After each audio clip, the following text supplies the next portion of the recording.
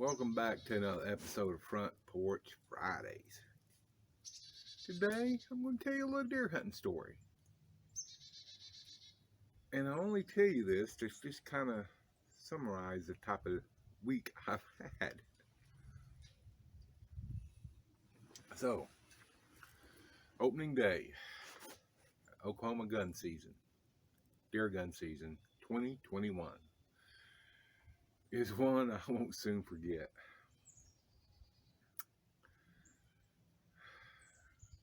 It's just been one of those weeks. I mean,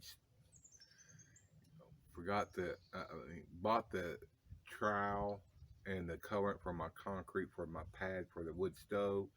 Couldn't find it no place. Ended up went into the local town. Yeah, I mean, two places had colorant, and they had every color except buff, which is the color I wanted. So I ended up doing an 80-mile round trip to Lowe's to get that one jar of colorant. I mean, just like stuff like that all week long. So I was looking forward to the opening day of gun season. I look forward to opening day of anything. So anyway, I'm out there and I hear duck hunters. I mean, I get at my stand. I usually get my stand about 30 minutes before legal shooting light, which in this case, I was running a little late. I actually got there 15 minutes before shooting light. Legal shooting light is 30 minutes before official sunrise. And that's the same way with duck hunting. So I'm sitting in my stand. I hear some duck hunters open up a ways off. And I know they're hunting large private ponds. There's some huge private ponds. I mean, I'm talking 5-10 acre ponds in our area. And people will lease those to duck hunt off of. So I hear it opening up about 25 after 6. I'm like, whoa, man, you want to get a game warden down your throat? Start shooting before legal light duck hunting. It's been my life experience that game wardens love duck hunters, go after duck hunters, waterfowl hunters. It's a federal offense for one thing, so I don't know if they get extra brownie points for writing tickets on migratory birds or what. But I'm telling you, that's one thing they at least here in Oklahoma, that's one thing they really go after. I said, man, y'all gonna have game warden on y'all. So, and they just keep on. I thought, well, what is legal shooting like? So, pull out the app, pull up the wildlife department. Opening day was 7:03, according to that. Okay. So I'd make legal shooting 6:33. Okay. Man, here it is 25 after 6. They starting early. Anyway, it goes on, and it's just getting light. My favorite time of day. Keeps getting light. Birds. It's about 6:45. I look over my shoulder when I see a deer coming up through there. Now, if you've hunted deer as much as I have, and you're a people watcher like I have, I've always said that if you watch enough people, you can see a man and woman going down the street, walking down the street away from you, and they can both have long hair, and you can tell which one's a man, and they're both same height. You can tell which one's a man and which one's a woman by looking at their gait. Same way with deer. A buck just walks differently, acts differently than a doe. So I tell by his head's down, he's going, and I said, he's about 70, 80 yards out there. Just almost, if he's another 20 yards, I won't be able to see him. That's about how far. I don't hunt in wide open spaces, especially on public land. This is public. I hunt very thick, fairly thick stuff. So I'm watching him, and I get my gun. I ain't seen no antlers, so I'm 99.9% positive he is a buck. But it doesn't really matter because I can take a buck or a doe. So I'm watching him. Finally, he goes through a kind of lighted area. I see just a little antler. Okay. Doesn't really matter because I'm not horn hunting, but I like to, know. So he finally gets to the next opening. He's just almost where I won't be able to get a shot. I shoot. He goes down. He gets up. He runs back the way he came, which is kind of what bucks do. Wasn't in a hurry.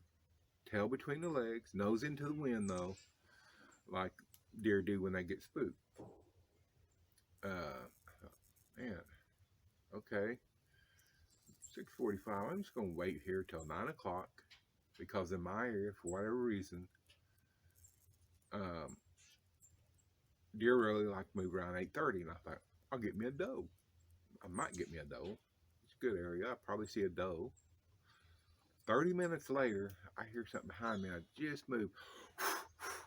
A doe had slipped in behind me, got downwind of me, and smelled me. Took off. Crap.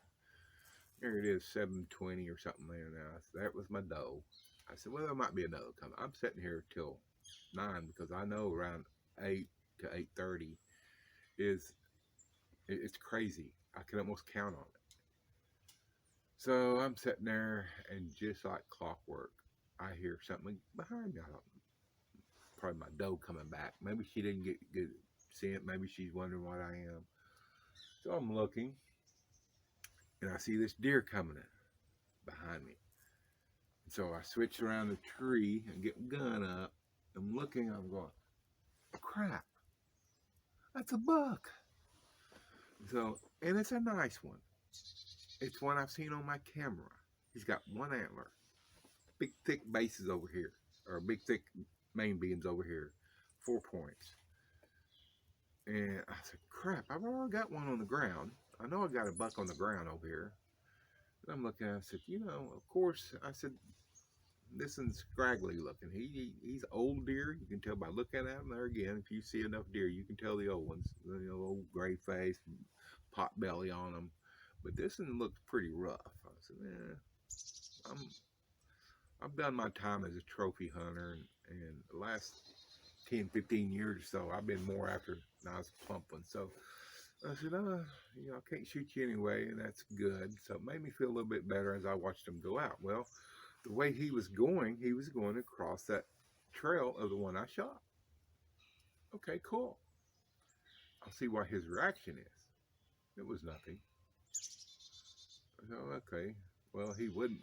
If it'd been a doe, he would at least back trailed it a little while to see if she was a heat or not. He wasn't. He didn't even pay no attention.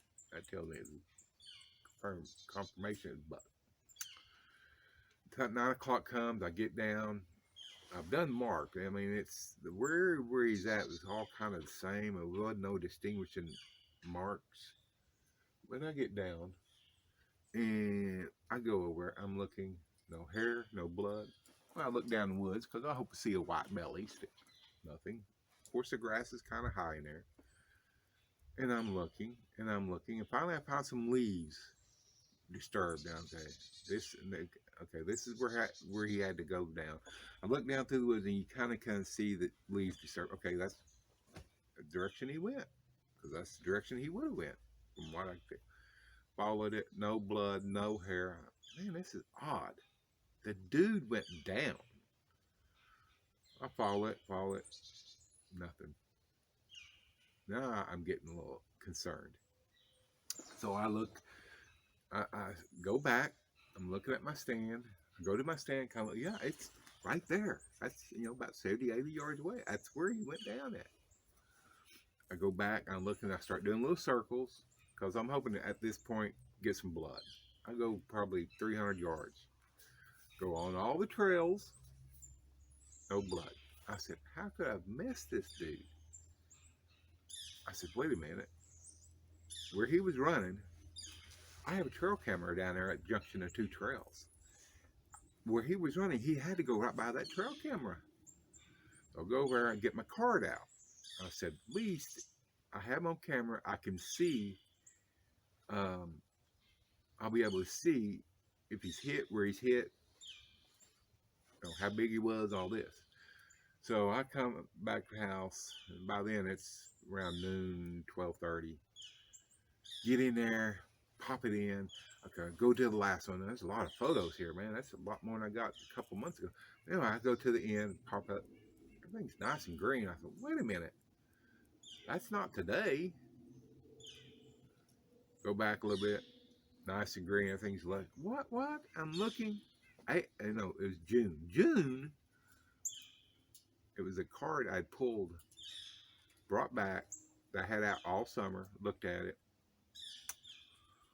For whatever reason, my trail camera did not work, and I just put that card in about a month ago. So I know that there were deer. Nothing. I said, you got to be joking me. I'm livid at this point. I said, you just cannot make this stuff up. You just cannot make it up. So I go back, I look some more, go through the thickets. Nothing. No hair, no blood. Did find a fresh scrape that I'm pretty sure he probably made on his way up there when I shot him. I said, this is crazy. Got some cardinals out here at the feeder. It's crazy. I said, so anyway, I thought, well, what do you do? No hair, no blood. I seen him go down. I know I hit this dude. Maybe it was a high hit, but even a high hit, eventually he's going to bleed or rub off on a tree or something. Nothing. And I thought, well, maybe when he spun to run away, he fell down. That's rare. I don't know. I looked and looked. So I was very discouraged. And so I was working on a project here at the house yesterday afternoon. I got a stand out here that needed a new seat. And I went out there about a week ago and measured. And while I'm working on the project, I might as well just cut that seat and drill it. I don't really want to go out there because it's, not where I would normally go in the afternoon.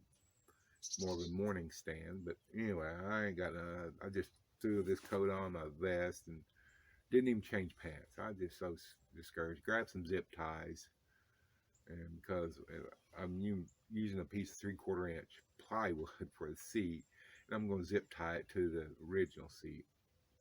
So I get out there, trip, almost fall on a rock under the leaves. Great.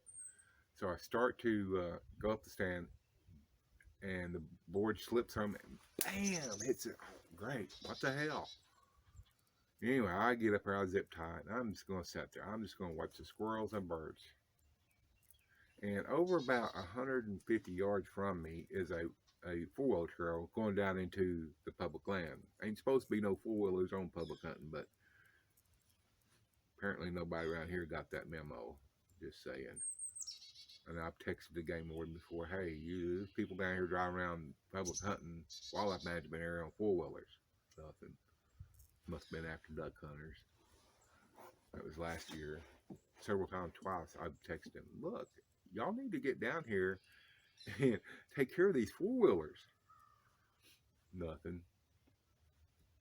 So anyway, there's a trail going down there, going to the bottoms. I hear this guy hollering. What? I mean, he is just right there, 150 yards. Mitzi, where are you? You've got to be joking me. This cannot be happening. It's in there. It's 4 o'clock in the afternoon. It's just everything's just, and you got this joker walking down through the road going, Mitzi, where are you? Mitzi. Dude, who the hell loses their dog out of it? I didn't get the sense that it was a hunting dog. Let's just say. I can hear him going all the way down through there. Well, I said, well, maybe they'll spook some deer to me. I don't know. There's a thicket right here. That's why my stand's there. I'm on the edge of the thicket. Oh my gosh. I'm thinking, you know what? I'm just hanging my gun up. I'm just going to sit here. I ain't walking. I'm not very far from the cabin. In fact, I can barely see the cabin through the way. That's how close I am. Probably 125, 150 yards from the cabin. Along comes 5 o'clock. I've been watching squirrels. There's a ton of squirrels out there. I'm thinking, Don, you killed some out here in September. You need to come back and get more squirrels. Okay, I'm going to do that. But anyway, I hear something down. Well, listen, that's not squirrels. That's something walking in the woods. Don't know if it's a dog. Don't know if it's Mitzi or not. But anyway, I turn around. I get ready. I'm watching. I'm watching. I'm watching. Oh, oh, comes a deer. You gotta be joking me. Huh, okay. It's between me and the cabin. I can see here it coming. And then there's two more. It's a doe and two fawns. And I have no, at this time of year, I have no qualms about taking does with fawns. I'll take the big doe, no problem. And fawns, they know enough by now, they're going to make it. But this is a small doe. And, I'm a meat hunter now. There's way bigger does here. She's a small doe. And I'm watching.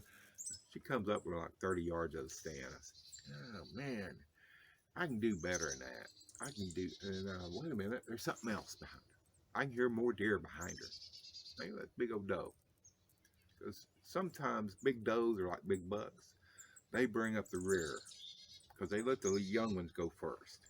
Okay, I've seen it last year. It happened last year. I watched. You know that's just low down. So anyway, I'm watching. Here comes little guy here. Oh, I'm looking. He's kind of small, but he is plump. He's young. That's the one. So I shoot him about 30 yards. He comes around 5 yards from my stand. I'm like, you gotta be joking. No, I didn't miss him. I see the hole in the side and all that. Then he hops off. I'm going, dude, how are you even still? He falls over and dies right there 10 yards from my stand. So that was my opening day. That was probably one of the most memorable open days. And so I come back, put my gun in the truck. I get this cart that I bought, and I said, I'm close enough. I'm gonna try this cart. I bought it to spread gravel and haul rocks and stuff. So I get him. The hardest part was getting him in the cart. I don't know if you ever dealt with a a loose deer that hadn't had rigor set in yet. It's like trying to push a wet spaghetti noodle. I finally get him in, and I don't even gut him. I bring him here to the cabin, take him down to the branch, and field dress him down there. So I have fresh water. And then I go get some ice. I almost pull out a county road, and I stop and go, shoot, I put my gun in the truck, and it's still loaded. Boy, wouldn't I love to get stopped now? So I'm sitting there, unload my gun and everything. And that was just the way my day went, man. My week went. So I thought I'd share that for you. I've told you before, I just share these things mainly for posterity and the future, my grandkids, whatever. Family can look back on them, and don't mind y'all. I love it if you enjoy it. Fine. So anyway, that's the story. That's just kind of the way my week went. That was my opening day of gun season, so ain't complaining. I just wished I knew. I've tracked a lot of deer, and I can't tell you what happened on that. I don't know if it's a high hit on that first one. I don't know if it was a near miss and he was ducking and fell or what. I'm not bragging, but I don't mess with a rifle. I've been doing it long enough that the last time I missed a deer with a rifle was open sights, last day of deer gun season, um, and I think I was 19 or 20 at the time. That's the last time I failed to kill a deer with a gun where I missed. In fact, it may have been longer than that. It was just a couple years after Oklahoma started allowing us to shoot does on the last day. It used to be buck only. We used to have a 9-day season, buck only, first 9 days, that was it. And then back in the 80s, late 70s, early 80s, I think it was early 80s, they started allowing you to take, I think if you hadn't taken a buck the first 9 days, you could take a doe the last day. And it was just I had only been in a couple years, so it's probably late 70s, early 80s. So that's the last deer I've missed with a rifle. So anyway, I can't say that now, so I guess, but I made a good hit on this one at 30 yards, so I don't know. Thank y'all for watching. I hope your week went better than mine, and I hope your weekend goes awesome. So, I plan on having some deer canning videos coming up. I'm gonna can most of this one. Still don't have my smokehouse built, so I don't have a. I'm not gonna make the mistake I did last year. Plus, I've got a lot more deer to kill. So this one, I'm going to can this one. So anyway, thank y'all for watching. I'll catch you on the next one. Don't forget to like and subscribe down there.